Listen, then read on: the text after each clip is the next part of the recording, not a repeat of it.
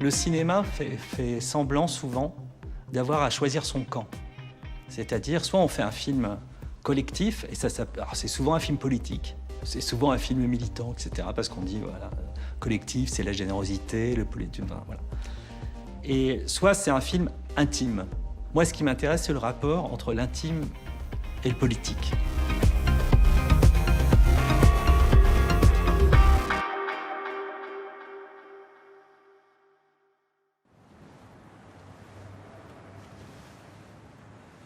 Nous vivons le sida comme une guerre invisible aux yeux des autres. Pourtant, nos amis meurent, et nous ne voulons pas mourir. Dans toutes les guerres, il y a des collaborateurs. Le sida a les siens. Ceux pour qui l'épidémie est une aubaine car elle tue depuis plus de 10 ans les PD, les toxicos, les prostituées, les prisonniers, dans l'indifférence générale. Années 90. Le virus du sida ravage le monde. Lors de cette décennie, l'épidémie va provoquer plus de 7 millions de morts, dont 800 000 personnes aux États-Unis et 200 000 en Europe. Aucun traitement n'est encore trouvé. Et dans la majorité des cas, les malades sont condamnés. 120 battements par minute, le troisième film de Robin Campillo restitue le combat que mène à cette époque l'association ACT UP contre le silence qui entoure cette terrible hécatombe. Aussi documenté que romancé, le film a obtenu le Grand Prix du Festival de Cannes 2017. Il se concentre sur 3 activistes de l'association. Thibaut, le leader du mouvement, Sean, un militant de la première heure, et Nathan, un nouveau venu ignorant tout du militantisme. Nathan est une page blanche parce qu'il arrive en même temps que le spectateur dans le film. Le regard de la caméra est immersif à travers lui. Et c'est comme si c'était le spectateur. Il incarne le spectateur qui rentre dans l'association ACT UP. Nathan, on se disait, c'est le nouveau. Donc c'est celui qui arrive, donc c'est celui qui apprend. C'est presque un film d'apprentissage pour lui, parce qu'il va apprendre qu'est-ce que c'est qu'être en groupe. Il va apprendre qu'est-ce que c'est que retomber amoureux. Tu te rends compte que je t'ai jamais demandé ce que tu faisais dans la vie? Ce que je fais dans la vie? Comme travail? Ah oui, c'est le moment où on doit se raconter les trucs professionnels et tout. Non, laisse tomber. Qu'est-ce que tu veux savoir? Non, laisse tomber. Vas-y. Mais je sais pas. C'est quoi ton métier? Bah, moi, dans ma vie, je suis séropo, c'est tout. Voilà, quand ça se résume. Sean, c'est le leader, vraiment. Et le leader révolutionnaire. Celui qui est encore au-delà de l'organisation. Lui veut quelque chose d'extrêmement radical. Moi, je n'ai rien à foutre si le mec de la FLS s'est senti humilié ou si nos copains de Ed ont été choqués ou pas. Ce qui m'intéresse, c'est que l'État sache qu'on le fera chier tant qu'il n'y aura pas une vraie politique de prévention. Ok. On va essayer de pas faire trop long sur le feedback de l'action, c'est important. Oui, Non, mais, je sais, ok, je sais. Du coup, je comprends que tu sois un peu paniquée, Sophie, mais il n'y a pas le feu à la maison. Moi, mon personnage, c'est celui de Thibaut, donc, qui est le président d'ACT UP. Et en l'occurrence, mon personnage n'est pas malade. Il est séropositif, mais il n'est pas... il tient le coup. Il n'a pas 1000 effets secondaires à ce moment-là, 1000 maladies opportunistes. ACT UP, c'est un endroit politique assez rare et assez beau, où on interroge tout. On attaque et les pouvoirs publics et les entreprises privées qui ne jouent pas le jeu. On est vraiment dans de l'action.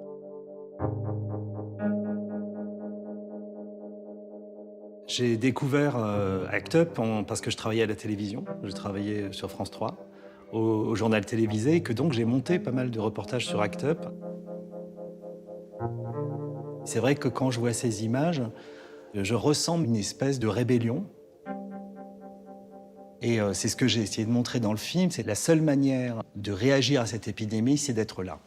C'est-à-dire d'arrêter de subir cette épidémie, d'en être des victimes, mais d'être des acteurs de la lutte et d'être ce qu'on appelle des activistes, c'est-à-dire de changer le rapport de force. Pour inverser le rapport de force, Robin Campillo rejoint l'association ACT UP.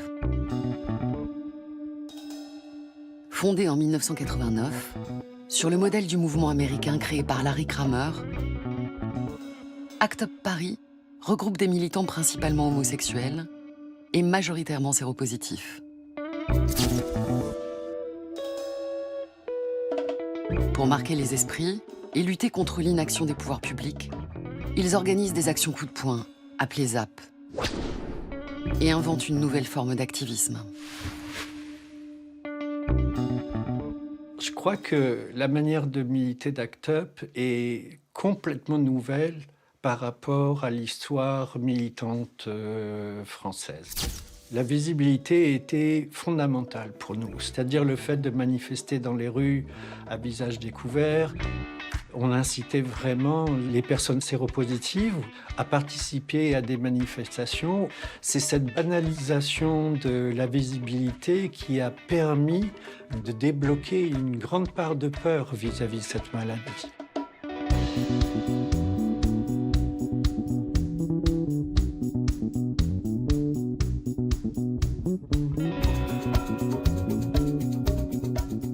Le génie politique de l'estrade, c'est d'avoir vraiment pensé cette manière de rendre visible enfin cette maladie, parce qu'en fait, ce qu'on ne voyait pas, c'était les malades.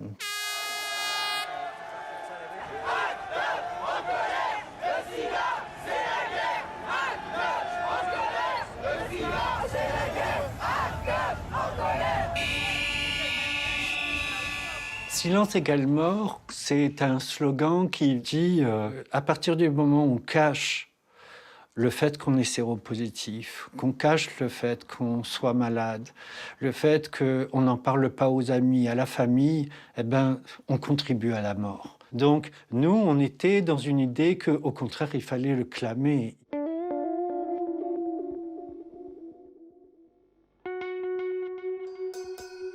Le slogan « Silence égale mort », je pense qu'il disait aussi le silence des laboratoires, des pouvoirs publics, conduisait à la mort de nombreux individus.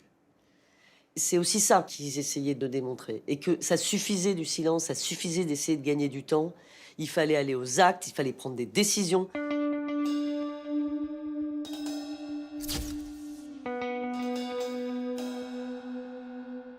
Toutes les actions étaient faites pour l'œil médiatique.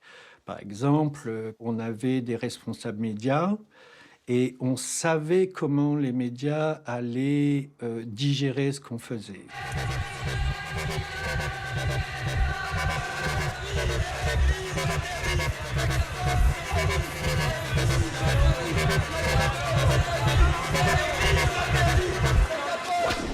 On jouait avec les médias, on jouait avec les images. Il faut quand même être honnête. C'est qu'on ne faisait pas les actions pour qu'elles restent confidentielles. Il n'y a pas de limite chez ACT UP. C'est pour ça que ce groupe faisait peur aussi aux hommes politiques. C'est pour ça qu'ils ont été entendus, parfois pas, parfois pas assez. Mais c'était un groupe qui n'avait pas peur de passer à la télé en direct et puis de se mettre à hurler d'un seul coup.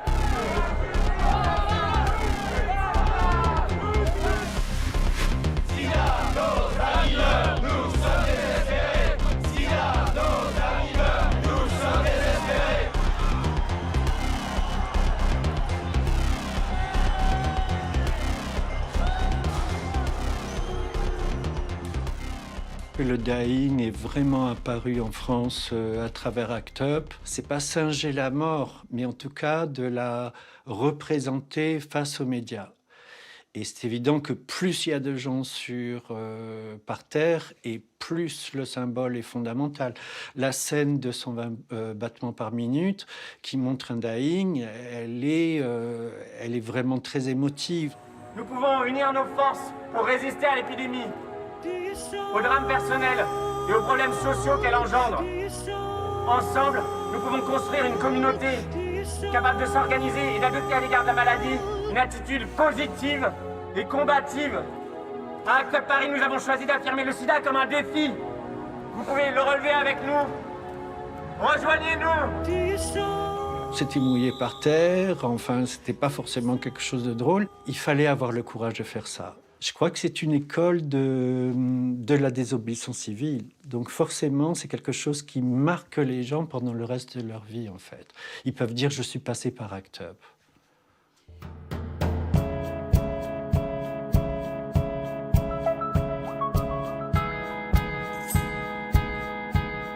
Quand je rentre à Act Up, je rentre pas en me disant je vais faire un film sur Act Up, je rentre à Act Up vraiment parce que je suis en colère. Mais je me mets dans une drôle de position par rapport au groupe, c'est-à-dire que dans ma tête, j'enregistre tout. Je bois tout ce qui se passe autour de moi. Ce qui se passait entre les gens, l'électricité. Les courants alternatifs, les tensions, le désir. Et que d'un seul coup se recompose dans ma tête une espèce de possibilité de mise en scène, mais parce que nous produisions aussi de la mise en scène à l'époque. Il y avait à la fois de la sincérité, de l'authenticité et de la théâtralité.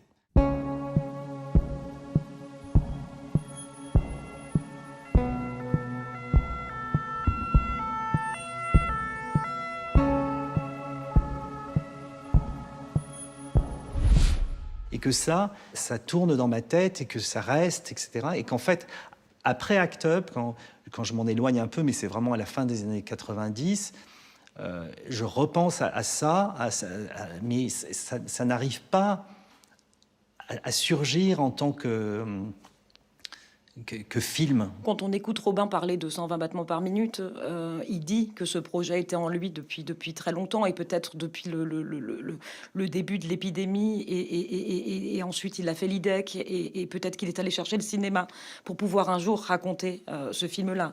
Et je crois que c'est un jour, j'étais avec ma productrice Marie-Ange Luciani et quelques autres amis, il y avait aussi le producteur Hugues Charbonneau qui était là. Et je lui dis, j'ai un film qui traîne dans un coin de mon cerveau. Et elle me dit, il faut faire ça, alors que j'avais un autre projet de film que je n'ai toujours pas fait. J'arrêtais pas de leur dire, il faut en faire un film, c'est le film. Et Robin me disait, mais c'est là depuis longtemps, mais j'ai peur, j'y arrive pas. J'ai peur des fantômes, j'ai peur du retour des fantômes, parce qu'évidemment, c'est une plongée dans son intimité, dans celle d'un groupe. C'est une histoire assez personnelle. Et ça coïncidait à un moment où se mettaient en place les Nuits debout sur la place de la République. On a vu comme ça des jeunes se réunir, essayer de parler ensemble, de prendre la parole, de construire un mouvement, de construire un collectif.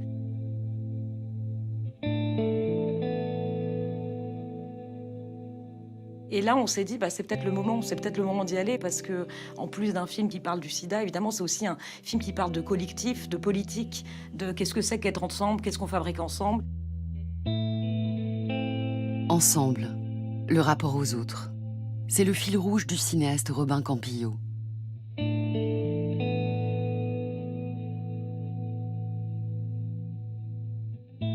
Dans son premier long métrage, Les Revenants, il évoquait déjà le traumatisme de l'épidémie du sida, à travers le retour en masse d'un groupe de disparus.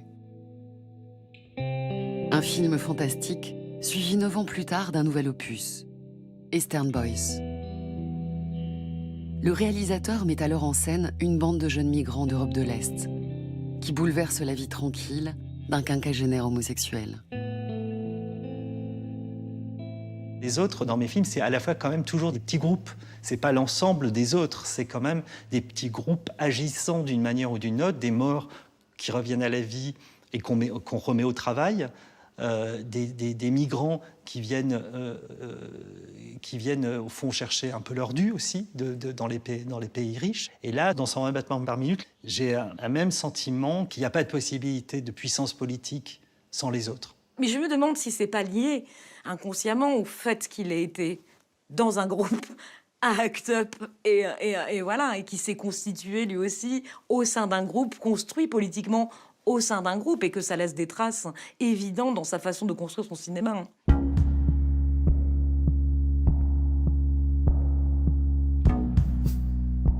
Les autres, dans 120 battements par minute, c'est le groupe d'activistes.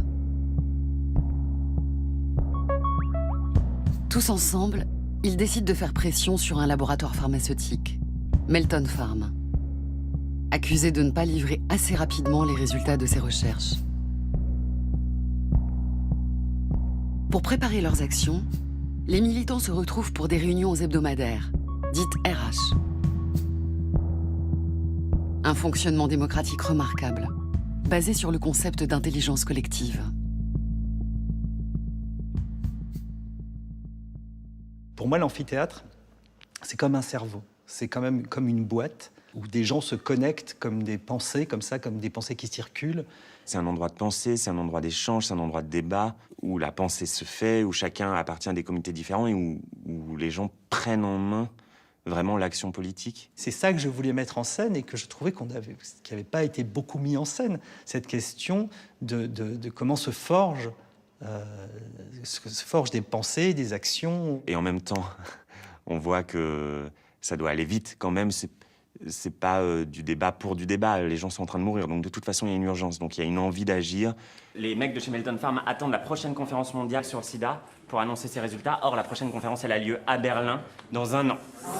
Donc autant dire qu'ils en ont rien à foutre de nous. Voilà, donc l'idée, c'est d'aller chercher directement les résultats nous-mêmes au laboratoire et de voir un peu ce qu'ils vont nous répondre.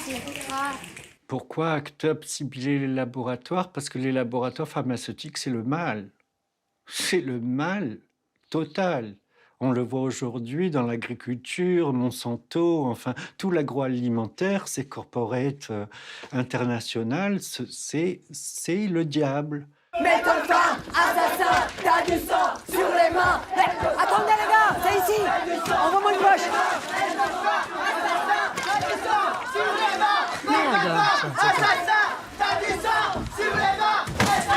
Mais ça va pas, non? Non, ça va pas du tout. Ça va pas quand on est malade et on prend de la ZT toutes les 4 heures. Quand on a de la diarrhée toutes les nuits et des gens comme vous prennent leur temps et nous laissent crever. Alors voilà à quoi ressemblent des malades du sida si jamais vous en avez jamais vu. Attendez monsieur, attendez. On a parfaitement conscience de ce que vous pouvez traverser en tant que malade. Mais ça, c'est simplement Ah non, mais vous inadmissible. n'avez conscience de rien, monsieur. Sinon vous nous auriez déjà communiqué vos résultats. Monsieur, calmez-vous, vous ne parlez pas comme ça de votre On n'est pas collaborateur. obligé de procéder de cette façon. On peut peut-être s'asseoir à table et parler calmement. Nous on n'a pas le temps, nous, La hein. violence, On n'a pas le temps, nous. La violence ne résoudra rien. On est en train de crever, vous entendez ça? On a attiré quand même les plus radicaux de la communauté à l'époque. C'était un cliché de... Quand quelqu'un arrivait chez Aide et commençait à gueuler, on lui disait « Non, mais il y a une association pour toi, il faut que tu ailles chez ACT UP ». Donc on a toujours attiré les gens les plus ingérables de la lutte contre le sida et puis on les a accueillis, on leur a dit « Ok, ta colère, tu peux la canaliser ».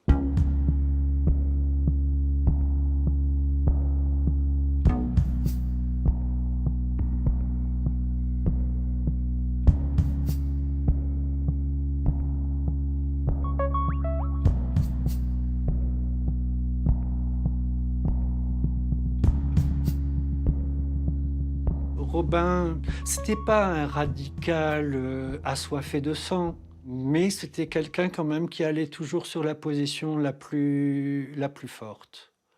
Donc, il avait ce look un peu clean, gentil, tout ça, mais il rejoignait dans le vote, grosso modo, ce que les radicaux demandaient. Dans 120 battements par minute, radicaux et modérés s'opposent fermement. Une ligne de fracture qui s'établit dans le rapport à la maladie et à la mort. Thibault est un stratège qui a l'espoir de vivre, alors que Sean, très atteint par la maladie, a conscience que ses jours sont comptés. J'ai presque envie de dire que c'est la dimension Moïse et Aaron du film, c'est-à-dire que le personnage de Sean, c'est un peu Moïse, c'est-à-dire qu'il est pénétré des idées de la maladie, il l'incarne tellement fort qu'il est incapable par moment d'avoir de la distance. Il me reste 164 et des poussières. Ça me donne pas envie de discuter avec des gens qui se foutent de nous et nous font attendre des mois pour nous donner les résultats d'un essai qui vont peut-être se révéler décevants par ailleurs. Sean, tu vois bien qu'on n'arrive pas à mobiliser les médias sur la question des traitements. Il y en a un, c'est une bombe. Et en fait, il est prêt à tout casser parce qu'en fait, ce n'est plus possible. Il n'a rien à perdre. L'autre, il a une vision à long terme pour le combat et pour ce qui va fonctionner. Le personnage du président de l'association, c'est quelqu'un qui, sans doute, se sent moins en danger vis-à-vis de la maladie et qui est presque plus dans la communication. Et que cette tension-là entre les deux, pour moi, elle est très importante dans le film. En tout cas, il y en a un qui y croit et l'autre qui n'y croit plus. On n'arrive pas à mobiliser sur la question des traitements. On est de plus en plus nombreux en réunion, mais on est toujours aussi peu nombreux, j'arrête pas de le dire, en commission médicale. Alors que c'est la commission la plus importante d'ACT UP. Ah bon, pourquoi c'est la plus importante? Mais parce que, je sais pas si tu te souviens, mais toi et moi, on n'a pas envie de crever, darling. Ah, parce que tu crois que tu vas survivre, toi? Ça, je sais pas. Mais en tout cas, je fais comme si. Ok. Cet affrontement entre modérés et radicaux a réellement existé. Thibault ressemble à Didier Lestrade, qui était alors président d'Act Up, tandis que Chen rappelle beaucoup la figure charismatique de Kloos Welle. Deux fortes personnalités que Robin Campillo a bien connues. Je pense que quelqu'un comme Kloos Welle, qui a inspiré un petit peu, mais même si c'est pas exactement le personnage de Sean, c'était quelqu'un qui se cramait, qui brûlait. C'est un personnage assez incandescent et qui donc perdait beaucoup de sa santé dans le travail à Act Up, qui était un travail très lourd en réalité. Si, comme dit Philippe, on n'est plus désespéré, eh bien reconnaissons-le et disons-le et ne faisons pas une journée du désespoir. Moi, je suis désespéré. Je suis désespéré parce que j'ai un copain mon meilleur ami est en train de crever à l'hôpital. Oui, je suis désespéré. Mais là, à cette journée du désespoir, j'étais pas désespéré. C'est pas vrai. C'est pas ça le désespoir. Ok, on avait 80 euros environ pour Actop, j'ai acheté ce t-shirt. Kloos était drôle, fouteur de merde, insupportable. Pour moi, c'est ça. C'est-à-dire drôle parce que tout le monde l'adorait, fouteur de merde parce que Act Up a vraiment grandi grâce à lui. C'est-à-dire sa radicalité qui a fait qu'on est passé à un autre niveau. Insupportable parce que moi, il m'a foutu en l'air.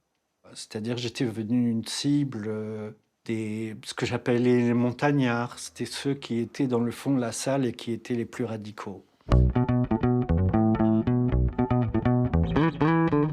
Pour mettre en scène les débats internes qui opposaient les ténors d'Act Up, Robin Campillo a imaginé un dispositif de tournage. La grande question du film, c'est comment filmer la parole. Comment on filme des gens qui se parlent et comment ça devient intéressant au-delà du chant contre chant, c'est-à-dire qu'est-ce qu'on joue dramaturgiquement quand les gens parlent et comment on le met en scène. J'ai une méthode depuis Eastern Boys, une méthode avec ma directrice de la photo, avec Jeanne Lapoirie. C'est qu'on filme à plusieurs caméras, mais surtout, en fait, on fait quelque chose que moi j'adore, c'est qu'en fait, on ne fait pas de répétition, c'est-à-dire qu'on tourne tout. C'est-à-dire qu'au bout de 20 minutes sur le tournage, on fait une première prise. Donc là, il y avait 3 caméras qui étaient placées le long de l'amphithéâtre, avec 3 perchman différents. Et on tourne une première prise, qui est une prise catastrophique, il faut bien le dire, où les gens ne savent même plus où ils vont, ils se plantent dans le texte, etc. Mais c'est pas grave, on reprend, etc. Mais ce que ça produit, c'est que les gens se sont jetés dans l'eau. Et on tourne toute la scène. Quand on tourne pas de répétition, tout le monde est un petit peu tendu parce qu'on sait pas ce qui va se passer. J'aime bien ce côté un peu surprise. Qu'est-ce qui va se passer? Et souvent, je trouve qu'aux premières prises, il se passe toujours des choses en général incroyables et souvent bien. Je pense que je le pousse aussi plus par là. Comme il est quand même un peu stressé, il pourrait ne pas y aller. Et donc, sûrement, je dois le pousser. Et puis, ça doit lui plaire. Et là, il se passe un truc où, au bout d'un moment, les acteurs oublient les caméras, oublient qu'ils sont sur un tournage.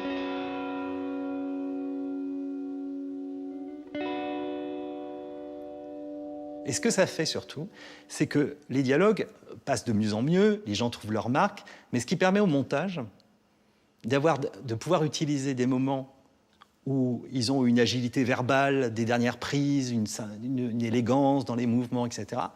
Mais de pouvoir utiliser des choses plus heurtées, moins lisses, des premières prises, pour faire en fait des espèces de mouvements, de créer une musicalité un peu plus mouvante au fur et à mesure de la scène. Et moi, ça, j'ai trouvé ça passionnant à faire, et je pense que pour les acteurs, c'était aussi très important. Je pense que cette méthode de 3 caméras lui permet de choper absolument tout, et surtout, il nous faisait faire toutes les scènes en entier. C'est des scènes de 12-15 minutes.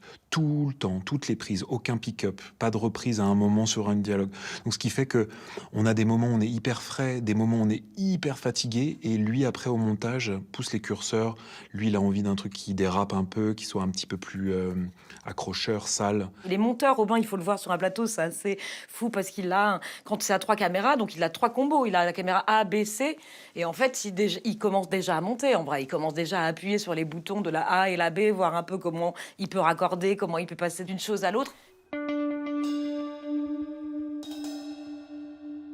Vu qu'il est déjà en train de faire son montage, de l'imaginer, il n'a pas peur, il sait ce dont il a besoin. Et quand il lui manque quelque chose, il sait qu'il lui manque quelque chose. Et il règle aussi beaucoup. Sur la première prise, hop, il revient, il règle un peu sa mise en scène à mesure. Et habituellement, à la 3e prise, on commence à être vraiment bien. Bon, et après, parfois, il se fait plaisir, il en fait 12, 13.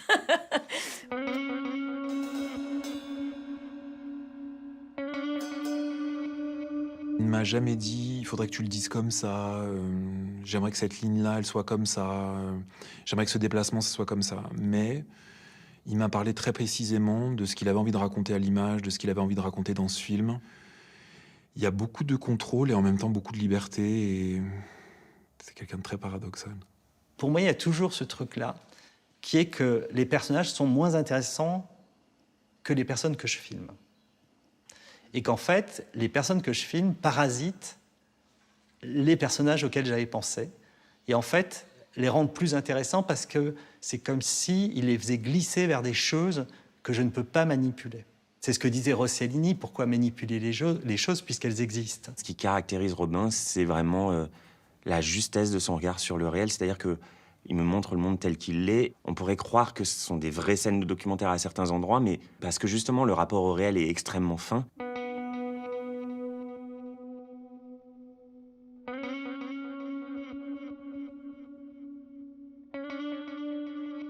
Je pense qu'il allait chercher principalement des acteurs homo parce qu'il avait peur de quelque chose de construit ou de joué.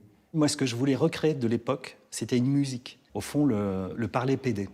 Cette manière très politique de parler, de s'exprimer, etc. Et donc, leur façon de se tenir, leur façon de s'exprimer, leur façon de parler, tout ça, je pense qu'il était quand même très attentif au fait que ce soit au plus près de ses souvenirs, des gens qui voulaient montrer parce qu'ils ont été effacés, en fait, parce qu'ils n'ont plus de... parce qu'ils sont tombés dans l'oubli et qu'il y avait une envie de mémoire, je pense. Évidemment, c'est tous les anciens d'Act Up, c'est tous ceux qui ont connu cette histoire, mais on voulait pas faire un film de reconstitution.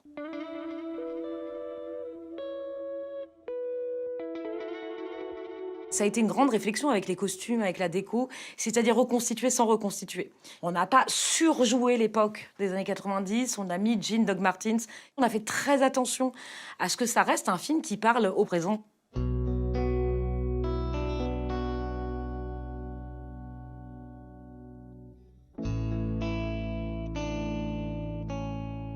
Au début, très axé sur le fonctionnement collectif d'Act Up, le récit de 120 battements par minute se resserre sur la relation amoureuse entre Nathan et Sean. La fresque politique prend alors un tour charnel d'une grande intensité. C'est marrant parce que les gens ont tendance à me dire la première partie du film, c'est un film politique et la seconde partie, c'est une histoire d'amour. Moi, je crois pas à l'amour, je crois beaucoup à la romance, mais à l'amour réel, je pense que c'est une négociation, que c'est un couple qui négocie entre un type qui sait qu'il a de grands risques de mourir et un autre qui essaie de revivre une histoire qu'il a foirée 10 ans avant. Je sais que Robin le voit pas forcément comme une histoire d'amour, mais moi, je suis peut-être romantique, mais je vois vraiment une histoire d'amour entre ces deux personnages. Parce que l'amour, c'est trouver quelqu'un, mais c'est aussi trouver une cause, c'est trouver un engagement. Et je pense que l'engagement et l'investissement que Sean met dans cette lutte, c'est aussi de ça dont tombe amoureux Nathan.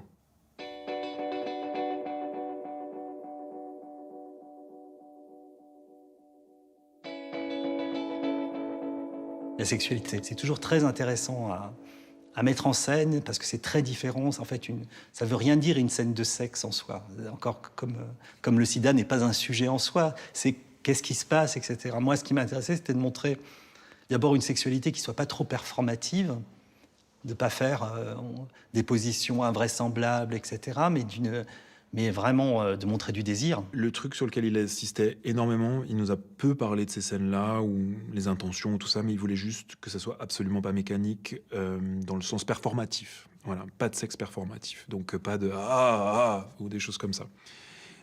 Donc ça, on était très clair là-dessus et très cadré. Je pense que ni Nawel ni moi n'avions envie de faire ça de toute façon. Moi, j'adore faire ces scènes-là, en fait.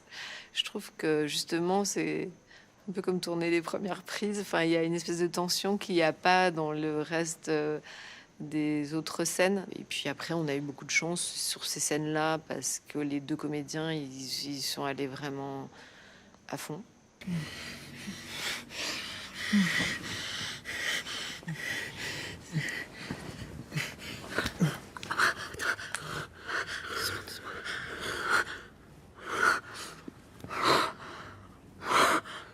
Il y a eu plein d'histoires d'amour à Act Up, il y a eu plein de flirts, il y a eu plein de dragues. Les gens, d'abord à Act Up, baisaient beaucoup entre eux.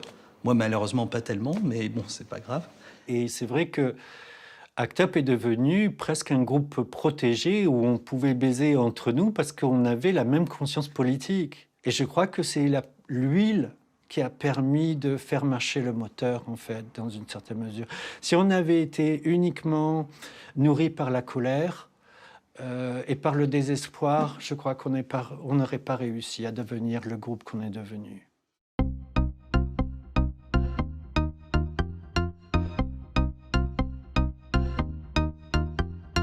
À Act Up, l'intime et le politique étaient fortement liés. Dès l'apparition du virus, les militants ont défendu haut et fort l'utilisation du préservatif en matière de prévention. L'association a organisé des actions contre l'opposition de l'Église à la contraception, pour la sensibilisation des jeunes et la mise en place de distributeurs de capotes dans les lycées. Un combat nécessaire, car le sida a totalement bouleversé les relations sexuelles. Ce qui était terrible, c'est quand tu entrais dans ta sexualité et que voilà, t'allais rentrer dans quelque chose qui devrait être du côté de la vie et de la joie, et puis d'un seul coup, on te dit en fait ça, tu vas en mourir. Si tu baisses, tu meurs en fait. On n'a pas de traitement, cette maladie tue, et il n'y a pas de communication là-dessus. C'est extrêmement fort. Quand est-ce qu'on a eu des communications sur les préservatifs? Mais quand? Combien d'années il a fallu attendre? Il y a eu un préservatif déroulé sur la Concorde. Mais ça, c'est les associations. C'est pas la santé publique. Comment c'est possible que le programme de santé publique n'ait pas tout de suite mis en place ça? Sida, nos amis meurent, nous sommes désespérés. Sida, nos amis meurent, nous sommes désespérés. La prévention est tellement mal faite en France qu'il faut agir avec des gros symboles. C'est pour ça qu'on a encapoté la place. Le message est simple, c'est Sida, que cesse cette hécatombe.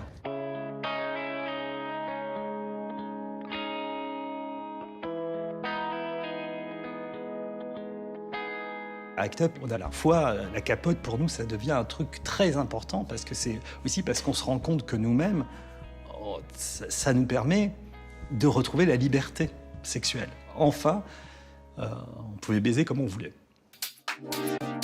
Si la pulsion de vie passe par le désir sexuel, elle s'exprime également à travers la musique et la danse.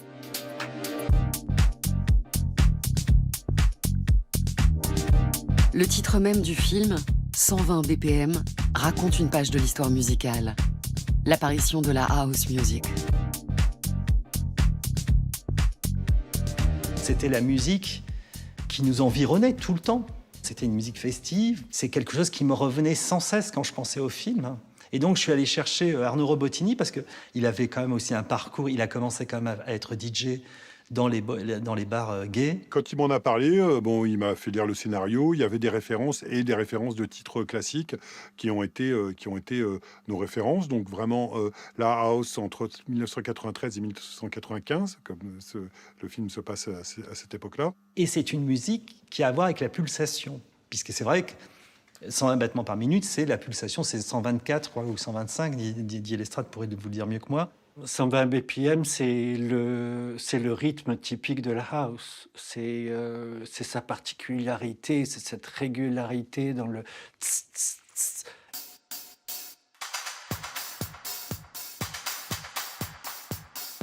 La house music est née dans la communauté homosexuelle. Elle est née à New York, à Chicago, à Détroit.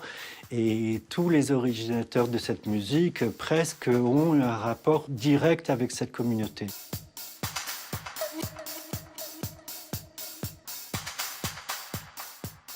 Pour moi, c'était une sorte de blues des minorités de cette époque-là. C'était le blues des gays. C'était vraiment une musique étendard.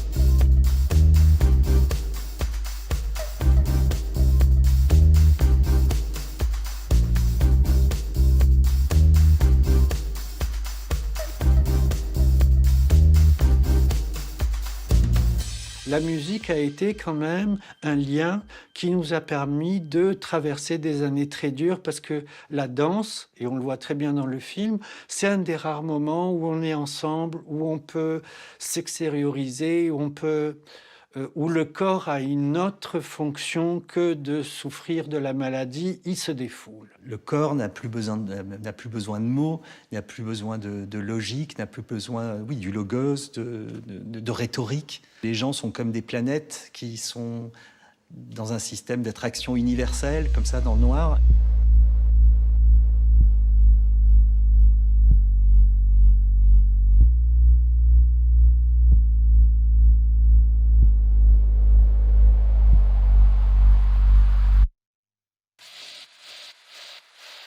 Les corps se mêlent, les corps se touchent, on parle plus, on exprime par le corps, on fait l'amour, on s'embrasse.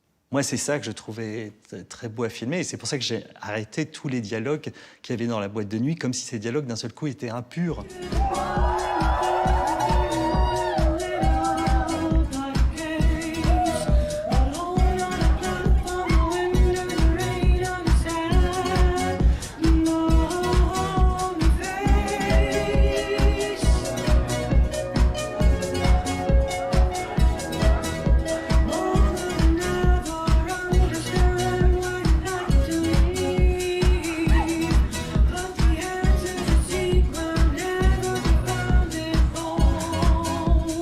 Cette scène est inspirée par le fait que Jimmy Somerville, qui était un copain de Didier Lestrade et qui a donné de l'argent pour la création d'Act Up Paris, fait un concert en faveur d'Act Up Paris au Cirque d'Hiver. Donc il joue des morceaux et au bout d'un moment, il chante Small Town Boy. Et là, les gens dans la salle sont bouleversés. Robin, il me fait, oui, je voudrais faire un remix de Bon Ski Beach. Je dis, bah, sympa le cadeau empoisonné, parce que c'est quand même un standard de la musique électronique. Jamais je me serais permis cette idée-là de me dire, tiens, je vais faire un bootleg, je vais faire un remix de ci. Jamais j'aurais osé toucher un truc pareil. Et en plus, il me dit, oui, je voudrais avoir la nappe et la voix To Your Soul au début. À quel point il pensait, c'est BO. Et je lui dis, bah, écoute, franchement, il n'y a pas besoin de faire un remix. Il y a la version du maxi original qui dure 8 à 9 minutes, 9 minutes, ouais, et où il fait quasiment tout le morceau synthé-voix avant qu'il y ait le rythme qui se mette en place. C'est très, très beau. Hein. Quand j'ai entendu, c'est-à-dire la version éclatée, et que je me suis aperçu que je pouvais avoir la voix de Jimmy Somerville tout seul, ça produisait beaucoup d'émotions sur moi.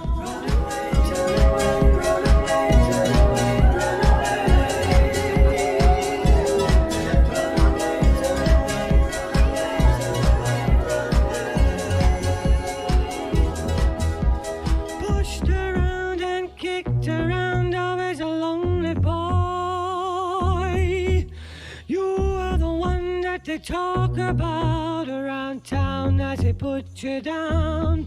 And as hard as they would try, they'd hurt to make you cry. But you never cry to them, just to your soul. Le club, c'est là où on réalise qu'il y a des personnes qui sont plus là. On le voit dans le regard d'un des personnages, c'est-à-dire qu'il est content mais il y a une personne qui manque. Et le dance floor, c'est quelque chose de très dramatique. C'est là où les gens, bien sûr, s'expriment, mais c'est un endroit qui est marqué de souvenirs. Une chanson qui arrive, tout d'un coup, ça vous remet 5 ans en arrière. C'est peut-être la chanson que vous partagiez avec quelqu'un qui a disparu. En fait, le club devient le miroir de la perte. Et donc,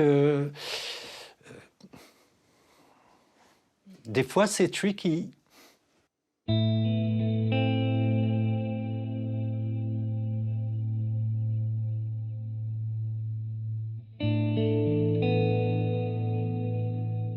La personne qui manque sur le dance floor, c'est Sean. Épuisé par la maladie, il n'a plus la force d'aller danser, ni même de militer au sein d'Act Up.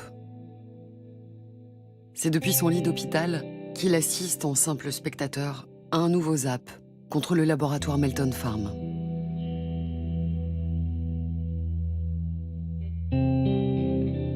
Il n'existe aucun traitement efficace contre le sida au début des années 90. Les premières trithérapies n'arriveront en Europe qu'en 1996. On est dans la période la plus tragique, je dirais, de l'épidémie, où c'est forcément associé à de la mortalité. Et en général, le sida peut durer, sans traitement, 1 an et demi.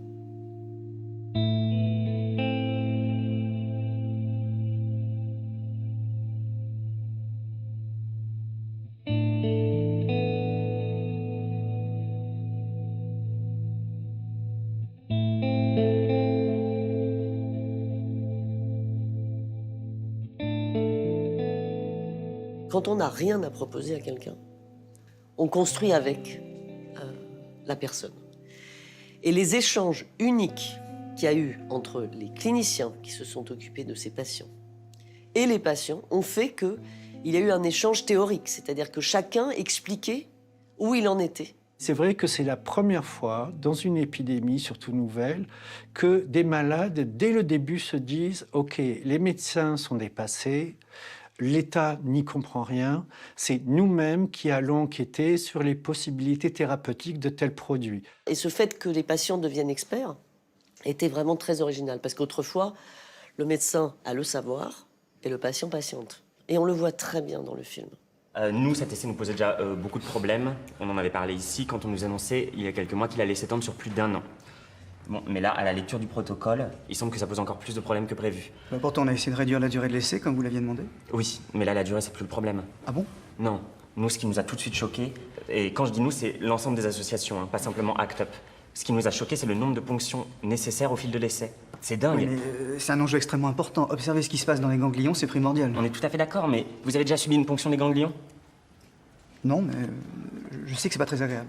Ouf, non. Mon personnage, donc Thibaut, il était très fort parce qu'en fait, il avait la connaissance. Et moi, je me suis amusé pendant le tournage aussi à lire un maximum pour être hyper prêt.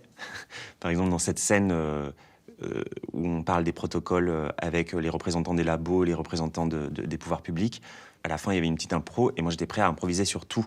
Et comme les autres, des comédiens, ils ne savaient pas ce qu'ils pouvaient dire ou pas, mon plaisir, c'était de les défoncer. Ils pouvaient plus réagir, ils étaient bloqués. Vous êtes là pour être transparent, pardon, on n'avait pas compris. En fait, vous allez nous donner les résultats des analyses sur les antiprotéases? Ah mais c'est super! Ah ouais, c'est super, c'est super. Il aurait fallu nous le dire, en fait. Mais ça servira à quoi? On n'a pas les résultats définitifs. Enfin, je veux dire, il faut vraiment être un expert pour interpréter ce type de document. Non, ça fait 4 ans que je lis toute la littérature scientifique sur le sujet. Oui, permettez-moi de croire que je serai capable de lire les résultats partiels de votre essai sur les antiprotéases. Nous avons une expertise. J'ai développé une expertise en effets secondaires, j'ai une expertise en vomissement, en diarrhée. J'ai une expertise et il est peut-être temps que vous l'écoutiez. Sans les industriels, nous ne serions jamais arrivés à la panoplie de traitements que l'on a eu aujourd'hui. Donc ce sont des partenaires essentiels, mais à l'époque, on avait l'impression qu'ils retenaient les informations. Pour autant, c'est le temps de la science, mais c'est pas le temps de quelqu'un qui est en train de mourir.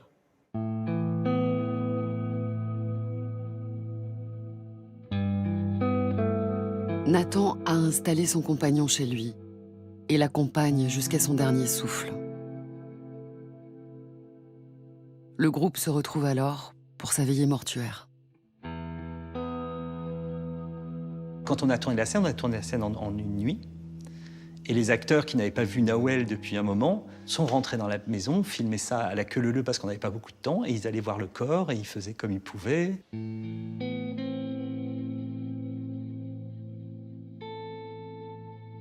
Et là, pour le coup, il a fallu faire attention à ce que les gens ne soient pas trop émus. Alors je leur disais, les larmes ne peuvent pas venir maintenant.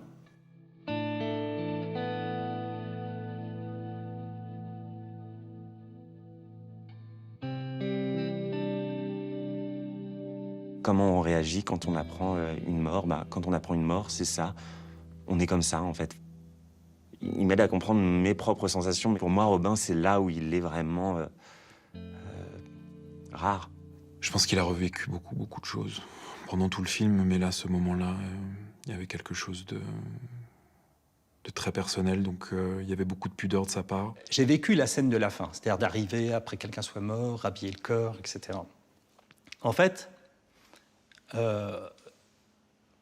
on a toujours peur de l'émotion de l'autre, de la personne qui doit être plus émue que soi, c'est-à-dire là, le petit copain qui survit, la mère qui est là, etc. Donc en fait, on est dans un truc où on se dit, on a peur de ses propres émotions, donc on se contient, mais en même temps, on ne se force pas trop, parce qu'en fait, c'est comme si on avait reçu un coup de poing dans la figure, on est plutôt sonné qu'ému. On n'arrive pas à croire encore que c'est la réalité. La lutte contre la mort est au centre de l'expérience d'Act Up. Pour conjurer leur désespoir, les militants osent transformer les enterrements en actes politiques.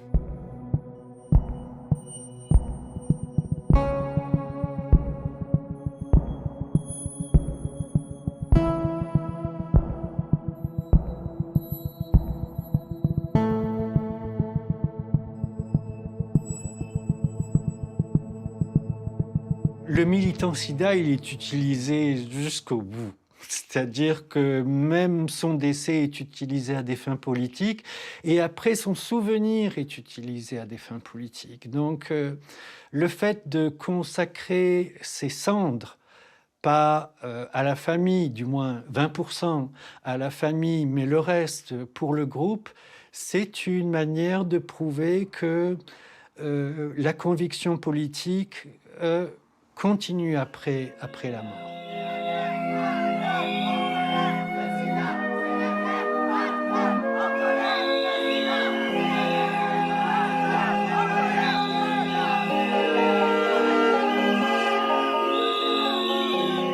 Cette grande séquence de la mort de Sean où ses amis reviennent, où le collectif revient, réentre dans l'intimité de ce qui va être la mort. Et c'est étonnant, c'est que quand la mort est là, la vie reprend. D'un seul coup, tout le groupe revient et tout le groupe refait une dernière action comme une espèce de baroud d'honneur, comme si le personnage continuait d'exister politiquement, puisque ce sont ses cendres. Il est absent et à la fois il est présent dans la scène.